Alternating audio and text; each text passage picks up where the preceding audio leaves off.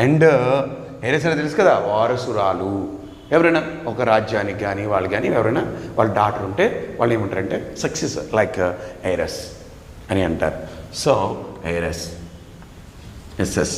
అంతేకాకుండా ఎయిర్లూమ్ ఉంటుంది కదా, మగ్గాలు ఏదో అంటారు దాన్ని.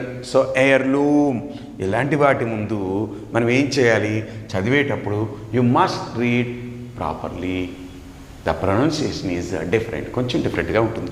సో అలాంటప్పుడు ఏం చేయాలి, అన్ ఆనెస్ట్, అన్ అయ్యా, అన్ ఆనరబుల్ మ్యాన్, అన్ ఐఆర్ఎస్, అన్ heirloom అని ఉపయోగించాలి.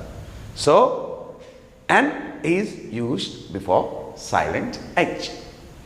ఓకే, చూడండి సమ్ టైమ్ హోటల్ అన్నాను, హోటల్, హోమ్,